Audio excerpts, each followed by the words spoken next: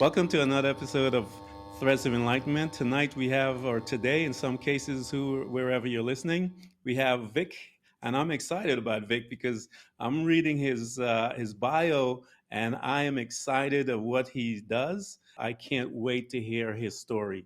As you know, what we do here at Threads of Enlightenment, we get all of his good stuff. I'm going to let him introduce himself. Then we will begin to ask him all of those nice questions that we think about all the time. So, Vic, welcome to Threads, man. Ken, thank you for having me. I am excited to be here. Yeah, me too, man. I'm so glad that you came. So, yeah, a little bit about myself. My name is Dr. Vic Manzo. I'm a certified pediatric chiropractor. I'm also a transformational mindset coach. So I coach chiropractors and entrepreneurs. I'm an author. I wrote in two books, A Walk in the Dark and another one called Rediscover Your Greatness. I have two podcasts. I have one that is called The Mindful Experiment, and then I just started another one called The Mindful Chiropractor. That's basically who I am and what I do. I have classes I do online. I do one-on-one coaching, and I serve in the near the Chicagoland area for from a chiropractic perspective. I've been doing chiropractic for about 12 years, and I got into the mindset world and coaching and transformational online classes, group coaching, all the stuff I'm doing now about 2 years ago. Been having a blast with it because it's so amazing how when you can just shift someone's mindset just the most littlest of a Just a degree, little. their whole world transforms and they can't believe, like, hold on, wait a minute, you just made me do this one little thing. How the heck did that create this? hmm And I love it because, as you mentioned, it's just a little. I tell people it's just a little switch of your perspective, and as you begin to switch that, you now begin to create certain things within highways within your brain, and your brain will take over from there if you continually stay consistent. I promise you, those new neurons are going to start firing all kinds of good stuff and give you a chance to create a new world. So, Vic, you're a chiropractor. I'm sure you did your study when you decided to. First of all, how did you decide that you wanted to be a chiropractor? What was that about? Great question. It was all started at 19 years old. I went to a chiropractor when I was like nine ish, 10. My mom she's been a patient under a chiropractor for the last 30 something years. Mm-hmm. And I went when I was a kid for a little bit for bedwetting issues. I was about 9, 10, and it helped resolve it after about when I was around 11. But then, I got away from it. As a kid who thinks he knows it all, it was like I annoyed the heck out of my mom to take me there. So she's like, okay, I'm not dealing with this anymore. Um, but it wasn't until I was 19. I was an undergrad. I was just coming off my first year at Arizona State. I played rugby, and what happened is throughout that year, my health was declining. Mm-hmm. And just to give people a little context, before I've been studying nutrition since I was 16. I've been working out since I was 13. My mom's a fitness instructor, so I Okay. saw her always taking vitamins and supplements and working out. And I was always told, you eat right, you move right, and you're going to be healthy. Mm-hmm. So what did I do? I did exactly that. And what happened is I was in the tip top shape of my life, lifting Mm-hmm. the most weights I've ever lifted, running the fastest miles I've ever done. But what was interesting is my health was declining, even though the more Wow. supplements I was taking and everything I was trying to figure out.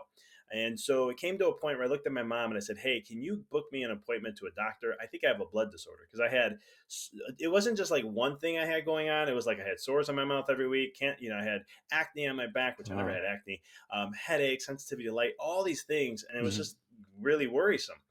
And so she's like, yeah, I can't get you in for a month. So when I came back home for the summer, long story short, she's like, why don't you go see Dr. Frank? And that was a chiropractor that she was going to. Mm-hmm. And so I said, hey, if you can get me in like tomorrow, we can cancel everything. I'll go see him then. Mm-hmm. Long story short, I got in. Long story short, I went through everything. And he looked at me and he said, listen, I can help you. We can help with the symptoms. I'll get you, if you follow my recommendations, I can get you, before you go back to school, you won't have any more symptoms. And I said, you got to be kidding me. He goes, well, let's do the work. I'll show you. Long story short, I was committed to a very strict care plan. And afterwards, when I went back to school, not only did I have no more symptoms, 2 months after being back in school, I got in the best shape of my life. And Wow. I was like, I didn't do anything different. Like, even physically, I went down to 10% body fat. I started feeling healthier. I was energized. I was sleeping better. My focus was better. I was like, something's different. I can't Yeah. believe that one little thing did that. And from that moment, I shifted my whole entire direction. I said, I'm going to go into business instead of computers. And then I was like, I'm going to go graduate there. And then I'll go ahead and go to chiropractic school after. And that is what really pioneered my journey to become a chiropractor. Wow. I have a story about chiropractor as well. My son, Josiah, was born a preemie, and they had given us some medication to give to him. And every time you see him, he was suffering from seizures. And I would give this little baby, I mean, he was small and, as I mentioned, premature. And I would give him this dosage that they recommend. And I would watch my son's chest, this little baby, his chest just tore up. And I, at the time, was seeing a chiropractor who was he used to be one of the trainers for the Olympic team, and so I was in his office and I'm telling him my story. I'm like, hey, I'm having this issue with my son, and he said, bring him, bring him to me, and I was like, okay, and so I brought him my next appointment, and he adjusted my son using me, and he did a few things. We took him a couple of times. The seizure left. I took the medication. I did something that mainstream medicine would have probably put me in jail for a couple of years ago. But I took the medicine. And I looked at my son and I said, "No," I said, "God gave me a healthy son. This guy is going to be healthy. I don't need this anymore," because I started to see some changes. I tossed the medication, man, and I just kept going back to the chiropractor, and I'm watching my son stop all of this seizures and everything. So the thing about the story is that when I took him to see his pediatrician, she was kept looking at me and said, "What's happening?" I'm like, "No, I didn't say anything because I don't want to get into trouble with what was going on." And so, but every time I took him, Vic, to the hospital, and they measured him, they called him the textbook baby. Every time, whatever the textbook said he needed to be, that's exactly where he was. And so, with all the testing, the everything that they were doing for babies at that time, they call him. So I would walk in and like, "Where's the textbook baby?" And so I can attest to the power of a chiropractor that knows what they're doing and the results that they obtain from their knowledge, because I've seen it. It happened to me personally. I saw a chiropractor for a pretty long time. Since I moved, I haven't had a chance, but I, uh, I absolutely believe in what you guys do, man, because I saw it firsthand experience. So I could attest that what happened to you is absolutely true in your story. So now you're a chiropractor. You are seeing your students, your patients, you have your practice, you have all of that stuff. So you said it's only about 2 years that you went into the space of minds, the mindset space.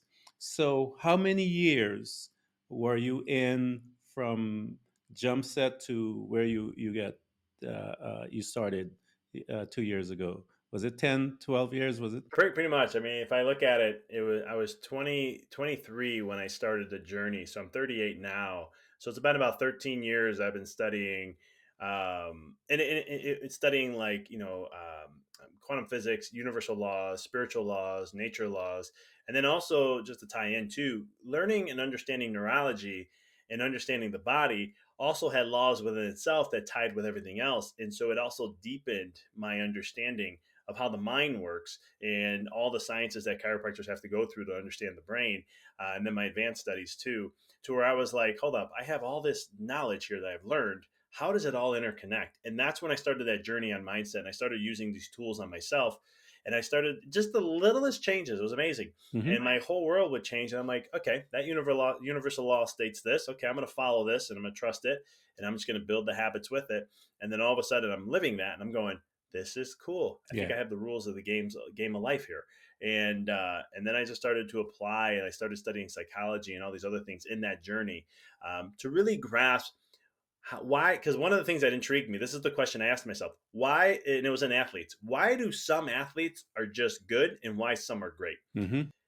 That is the one thing. And an athlete started, and then I started asking a question in business. And I started asking the question in chiropractor. Started asking the question in all these different things. I want to understand what was the bottom line, the fabric that was different. Because Michael Jordan to me is one of the greatest athletes of all time, and he wasn't the most talented though. Hmm. He had good talent, but he wasn't the most talented. There's other players that are way beyond talented than him, but he's one of the greatest athletes of all time. And so when I started, I wanted to know that. Yeah. And that's where my whole journey diving in the mindset came in. And then that's where it evolved, where I started coaching people on it. Yeah, his mind is one of the strongest that I've ever watched.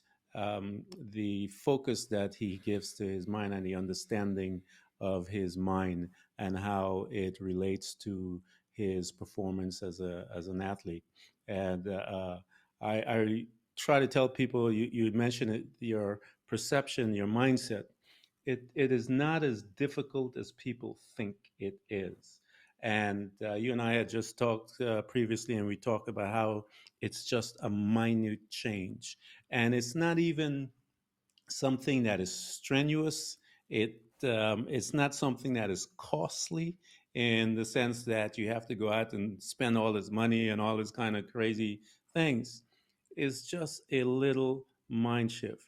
I want you, Vic, to take take a situation and that you may have dealt with, that you worked with someone and you walk them through just the shifting of the mind and the results that they got. I know our society is fast food. We've been trained on fast food, and we want things like yesterday because I need it yesterday, and so we don't have one of the tools that I keep telling people that you need in this life of becoming a student of yourself is patience. And so it's basically to allow yourself to grow to that position where it becomes real to you and then it manifests. So take a instant, we call them stories, that you can remember that you had someone shift, whether it's in yourself or with someone else that you have mentor and you've seen the change. So I had someone that always would share. I just did a recording on this on a podcast, but it was one of the things where I had an individual that was always looking outside themselves and thinking, I have to find the greatest thing to do. Like, what's the newest thing to do to get success? Hmm. So their attention was always outside. And when I started working with them, I'm like, okay, what have you done? What's your metrics? What's been your success? I want to know so that we can have a measurement. Hmm. And we went through all that. And all of a sudden I looked at them and I said, throw all that out the door. And they just Hmm. looked at me like I was crazy. And I said, listen, none of this is going to work unless we work on you first. Yeah. It's where you're coming from that's going to be the greatest thing. I call it the beingness. You have to have it's where your vibration is, your intention is, and where you're coming from. When you have that a good foundation and solid place, you have a clear focus, a clear intent of what it is with no attachment. Yeah. Then when you do the work, it just works. It's Yeah. crazy how that does. I'm not gonna say it always works. I'm not that type of person. There's times it's not, but majority of the time it will. And I had to work. I had to go through. I had to ask a lot of questions. It's not like I could just say that and they're like, "Okay, I got it, thumbs up." It's Hmm. like, why do you think you have to do that? Yeah. Why do you think this? What here? And then so I went through all these questions, and then eventually we got to a substance where I was like, okay, I can work off that. Yeah. Now, why is that important to you?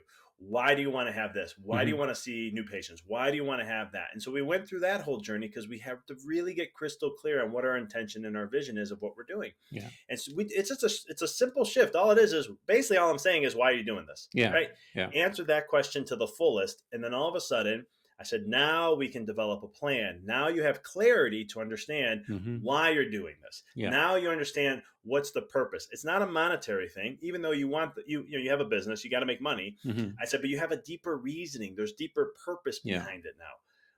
First thing he did, went out, go ahead and did that, and all of a sudden it was massively successful, the biggest success he's ever seen. And I looked back and I said, why do you think that was? Was it a fluke? We'll call it a fluke. He goes, maybe, but he goes, I have a feeling it's because of that. Did a couple more. They were working out. He Hmm. goes, this is crazy. I don't know how you're doing. How's this happening? And I said, it's because number one, you have clarity. Number two, we shifted your perspective of thinking you have to do all these things instead of just focus on the beingness. And I do this a lot with clients. I teach them sometimes, like, I used to do this in my office. I had a doc in my office, and he thought when we'd have measurements of every week on the first day of the week, knowing where were we last week, what's going on, and all that stuff. And when we didn't get a lot of new patients going on and our numbers were hurting a little bit, I'd be like, okay, well, I'll go without change. And he's like, what are we going to do? What do we have to do? And I'm like, we don't have to do anything.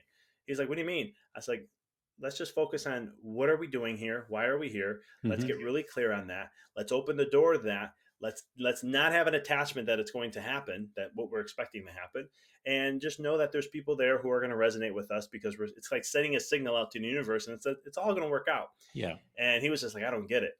At the end of the day, we had a report, 7 new patients called that day. He's like, Wow. okay, that's maybe a fluke. I said, let's call it a fluke. Hmm. A couple months later, same situation. I said, don't worry about it, blah, blah, blah. We get a phone call that at the end of the day, my wife works in the office with us. She was like, hey, we had 5 new patients book. And for this week, and I have 2 more. I'm trying to figure out where I can get them in. And then we have some already wanting to come in next week. And he just looks at me and I go, it's the beingness. I set an intention. I have that clarity in my mind. And Yes. so these are some of the principles I kind of teach a lot with entrepreneurs and chiropractors, because a lot of times we're so much into the doing. And we live in a world that's like that. I grew up in the personal development. Well, I studied a lot in the personal development self-help world, and it's always the do, do, do, do. Hmm. And I'm like, no, no, no, no. You have to be first before we do. Yes, yes, I absolutely agree. You touch on so many different principles within that highlight that you just gave, the art of letting go. Everyone has all of these plans and gung ho and all of that, type of training that we are programming that we have, whether it's our professional program, our family, whatever program we have been, and to let go of that program, to not do anything, is one of the most hardest thing that I've ever seen a lot of people have to do, because everyone feel, Vic, that they have to do something physical or something, and it's just a matter of getting your mind in control. You ask the questions are there for us to get down to the very root of it, the emotional attachment, the situation that came about. How was that emotion tied to it that caused you to think this way, to cause you to produce these certain synapses in your brain that manifest what you have in your life today?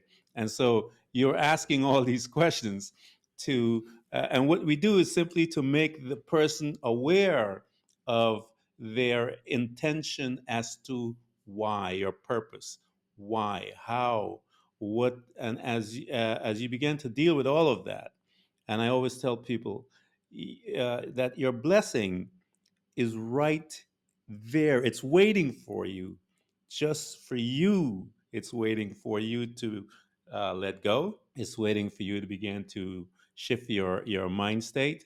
And once they do that, you talk about once he began to do those things, just like that, everything started a couple of times, and you kept saying, well, okay, it's a fluke, but after 3 or 4 times, then it must work.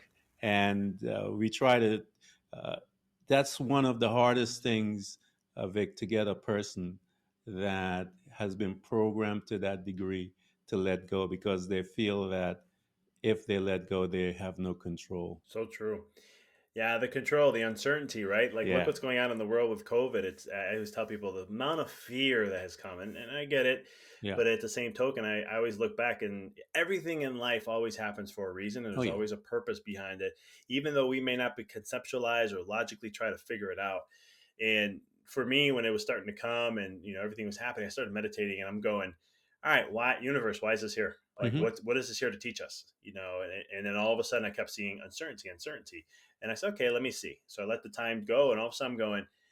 When I talk to patients and people and stuff like that about this, it's amazing the uncertainty that they Yes. had, that they were fearing the most. And I said, Yes. so the people I work with, I'm like, let this be your lesson to learn how to embrace the uncertainty, because Yeah. that's what we need to learn, is to embrace more uncertainty. Hmm. That's life, though. I mean, life is uncertain. She shows up and she presents herself with all kinds of wonderful situations in our life. We get a phone call and it changes our situation. And but how is your mind trained to handle that situation? And I would tell people, I've mentioned this many, many times, because we are programmed, we have this conditioned response. And I always use the example: if you're driving in a car, you're listening to your music, you're focused on that, and you look at your rear view mirror and there's a police officer behind you, 99% of us are going to hit that brakes because we think we're doing something, we're going to speed limit, but we've been programmed. And but the response to that light that we see is immediate. And so we have to learn how to take that mechanism and use it to our best ability and train it to respond differently in different situations. You talk about the mindset that you are trying to teach to people. So I want you to do me a favor and walk me through. Okay, I am a. I just showed up at your office, and you know, I'm a mess, Vic. I'm a mess.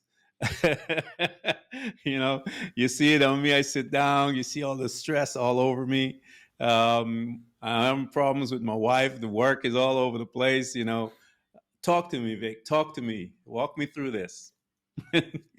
So normally, in my office, when someone comes in, we're going to do what is known as the consultation, right? I want to hmm know your story. I want to Yeah. know, not just about the pain or what you're dealing with, but what's it interfering with your life? How's it becoming a thorn in your life? And it has motivated you so much that now you're here in my office. hmm Because it's just like in my own coaching experiences, it comes back to the why, right? Yeah. What is that? I had a coach say, you got to find your patient's big apple, right? hmm What's the one thing, what's it interfering with their life the most, that the reason why they want to be there? hmm And so that's kind of what that journey looks like. And I'm going to ask a ton of questions to get to that.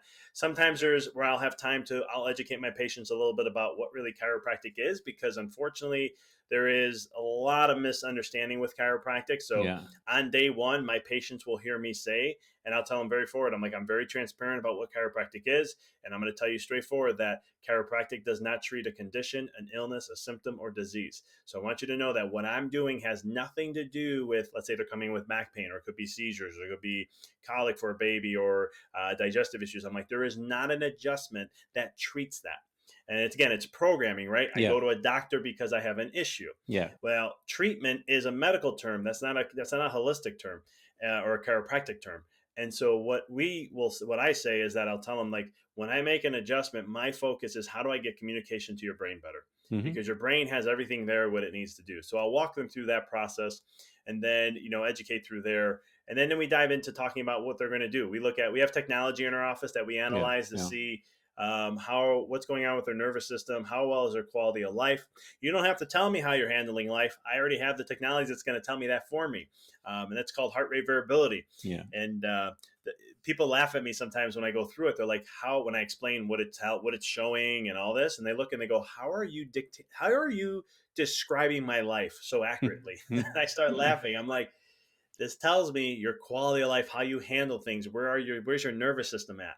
And so we kind of walk them through that. We do x-rays in our office because that's a structure thing that we look at. Medically, I'll look at things from like a medical doctor will, but then there's the chiropractic side. Where hmm are the degrees and angles in the spine and where they should be? Because that's how I know you're handling gravity more efficiently. It's how well your posture is, hmm and what's off and what level versus another, or one side versus another, because that's going to give me information. So that's kind of the journey of what people go through in day one. But really, a lot of the work is in that consult and getting to that The why. why. How's it interfering with your life? What are your goals? What do you want to have? hmm Some people may say, "I just want to be out of pain." So Yeah. then I kind of shift that. That's very short term, and I'll be like, "That's great. I can help you with that." But getting out of pain is only 10% of the problem. hmm So how long do you want to have this pain not exist for? How long do you Yeah. want to be able to, again? And that's why, like, I go deeper than just pain. That's why I want to understand. Hey, I can't play with my. I had a guy start care about a month ago, and he was like, he couldn't play with his grandkids, and that was one of the biggest things that was important to him. So once I found that out, I was like, great, how important it is, how much this, and what does it mean to you, and this and Hmm. that. And he goes, it means everything. Yeah. Okay, so what if you couldn't play with them ever again? And he was like, oh, I'd be devastated. Okay, what if you can play with them and be even play with them even more than you think and be as active for the next 20, 30 years? Who knows? Hmm. How important is that to you? And he was just like, that means everything in the world to me. So right there, I'm teaching him and showing that when you're in my office, this is not a short-term solution; it's a long-term solution, Yeah. Yeah. and that we want to not only just get you out of pain, but we want to make it the best. You make your enrich your life as much as you can. So that's where the magic comes in the consult to help do that. Yeah, I'll give you full disclosure now, Vic. Back in the '80s, 85, 89, I worked in healthcare in Orlando, and I actually was working with a group of chiropractors. We had developed network for HMOs, and I was working really close with a group of chiropractors because I wanted them to be more so the GP than the GP, if you know what I mean. And so I was trying to get that instituted within my system because I knew of what happened to me and my family, and I figured that the chiropractor piece would be able to guide them to the other specialists to augment the training and the treatment that he or she were doing. And it was a tremendous battle to try and put that together because, as you know, we were fighting a lot of lobbyists at the time in Tallahassee trying to prevent that kind of stuff. But yeah, man, I know of that consultation because I was sitting in that chair. That's why I threw that at you. I knew what you guys go into, the depth that you go and begin to get the person sitting in that chair familiar with what they truly want and how you have the tools to guide them to get to where they're at. Um, I know you've been talking about what you are doing to people. Now I'm going to ask you a question. If you can remember, Vic, what was one of your, we call them demons, that you had to deal with when you were coming through your process of becoming who you are today mentally and so forth? Because people don't understand that we too have to deal with our demons, and we have to overcome just like they are. So we are able to, when we're talking to them, we are able to empathize. We are able to hold their hands and say, "It's okay, man. It's okay." So, can you share with us some of your challenges that you overcame to get to where you are today? Yeah, no, I love this question. I love sharing this. It's because a lot of times people look at like where someone is, and then it's like, okay, well, where they don't know the story of how they Yeah. got there. What's their journey, right? Hmm. And it was very eye opening when I studied a lot of millionaires and billionaires, and I listened to their stories and learn about them, and I'm going, Yeah. that's me. That's what I went through. Like, wow, they went through the same thing. I can't believe that because I would never have thought that. Yeah. The biggest thing for me was believing in myself was probably the biggest demon I faced because when I was younger as a kid, I would have these crazy ideas, this cool. Well, they were crazy to other people. To me, it was just like, oh, what if we can do this and what if we can do that? Hmm. And my dad would say, well, you're just a dreamer. Mm. And nothing against my dad. I love my dad. I have a great relationship with my father. But he was just sharing his limited beliefs, and it was just one of Yes. those things. He didn't want me. I always tell people I share this in my book a little bit, and I always tell them, I go, my dad, he's an amazing guy and one of the most heartfelt men I've ever met in my entire life.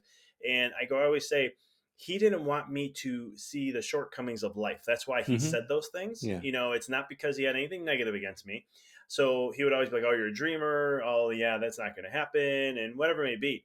So I always had this thing inside me I never wanted people telling me what my experience was going to be or how Hmm. I was going to live my life. And so I had to learn, in high school, I went through whatever I went through, but then I got to college, and that's when I started now here comes the battle, because here's the program I was existing where, no, this is what it is in life, and that's just how life is, compared to what if I can create my own life. Hmm. Yes. What if I can do something different? What if Yes. I can choose what I want to do? Because I come from a family, there's no doctors in my family. I'm the first one to be a doctor, or at that level, of training and studying. And it's one of the things where, I don't come from a rich family at all, Mm-hmm. blue collar, very, very paycheck to paycheck living. And so it's one of those things where I was like, well, what if I could change the stars? I don't Mm-hmm. care what I have to do to get there, but what if I can? And there's a lot of stuff that goes on, right? There's a lot of Yep. self-doubt. Like, you think you got it all good, and then you go to create. When I started my office, Uh-huh. man, you talk about that self-worth being on the table, you talk about all those things, it was right there, right? Or when I started my coaching business, when I was like, Yeah. okay, I'm gonna do coaching, I've been seeing how well I'm good at the mindset, I've been doing a podcast, I wrote a book, I got a lot of good response, I'm gonna do this, right? Yeah. Then I get all out there, nobody's interested. I'm like, what the heck happened here? And I kept going and going, no interest for like a month. And I'm like, okay, is this really worth it for me? Yeah. You go through these inner battles, Yes. because those Mm-hmm. are your inner critics. Those are the things you've been dealing with. They come up on Yeah. your weakest moments. Yes. Um, but then there comes just the process, like anything else. You just get used to it. You just stick with it, right? We talked about those little things. Mm-hmm. So now I just go, you know what? Forget it. I'm just going to focus on little things. Like right Yeah. now, I shifted into coaching chiropractors. I've been helping entrepreneurs for the last couple of years, and I had a client go, "Why don't you coach chiropractors?" I was like, "Well, I coach entrepreneurs." She's like, "No, no, no, no. Why don't you coach chiropractors?" I said, "Well, they're entrepreneurs." And she's like, "No, no, no, no. I want to know specific." I'm like, "Well, I'm answering your question," but then Yeah. I thought about it for a minute, and then she goes, "You're positioned as a chiropractor. You can help them too, just as much as you've helped entrepreneurs." She goes, "You're entrepreneurial, so that's why you can help entrepreneurs." She's like, "But you practice chiropractic." So, and all of a sudden I was like, dang it. I go, you just gave me some good advice. And so I'm just starting that. And what do you think the feelings are when I did a first couple things to try to help inspire chiropractors to maybe potentially work with me? Mm-hmm. Nothing. And I'm going, there comes that feeling again. But I'm used to it now. Yeah. I got it. Like, I Yeah. see it. I know it's there. And the way I explain this to the people sometimes is, if you ever saw the movie The Beautiful Mind, Mm-hmm. um, Yes.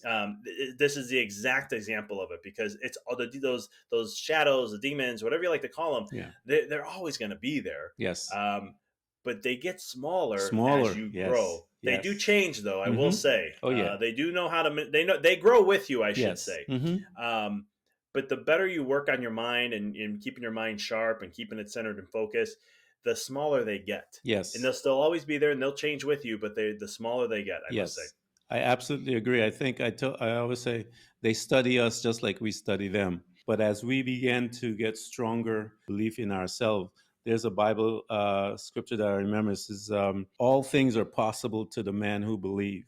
And I remember when I used to talk to people about that particular thing, that principle. It's believe in himself, believe in the mission that he or she is doing, and you can see those examples. Man, we believed about getting to the moon. I mean, we got to the moon, man.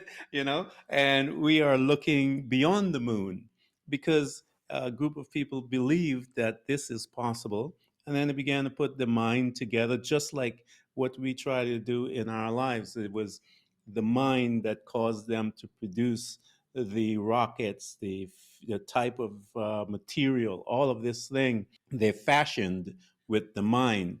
And you and I only use a small percentage of it. And I keep telling people, we are creators. We were born to be creators. But what happens is that people, because of everyone goes through some type of trauma, and because of trauma in their life, we are from that result we make decisions based on that incident, how we respond to people, how we handle situation. And it takes someone like yourself to begin to, that's why we ask those questions, you know why why why why are we doing that, is so that we can get you to rip those things aside and get down to the emotion, the power that was behind that, and to get that individual to now take back their power and begin to stand up and create their world just like you created yours. You asked the question, why can't I create mine? At the beginning of this podcast, you told us what that creation manifestation looked like. And that's why I always like starting the podcast with you telling us, um, the person telling us where they're at today. Because why? They created that, Vic. You created that. And I take people back to the beginning now and say, Vic didn't get there just by osmosis. There was a process that he went through. There were demons that he faced. There were situations that came in that, if he had allowed it, we wouldn't be talking today. He still would be trying to figure out his path. But I keep telling all of us, stay hungry, man. Stay hungry to create. You are a creator. Your being is designed for it. And so I am excited that you were here, Vic, to tell us this, because people need to understand that, as you have so eloquently spoken of, the mind, the mind, the mind. And you were saying about when you were sick and when you went to the chiropractor. And I know what you guys do as a profession. You get into our mind and begin to rewire some of those synapses that we have formed into behaviors. And I want to thank you, man, for coming and sharing with us all of this good stuff. Because I'm going to send people to you, Vic. I want you to get into these people's mind, because I know I was in that chair where we're sitting when you guys, and I love the work that you do because I believe in it. I believed in it so much. I was trying to convince the healthcare system to put you guys in charge. you know, so And it was a tough battle for you because there's not a lot of money to be made off chiropractors.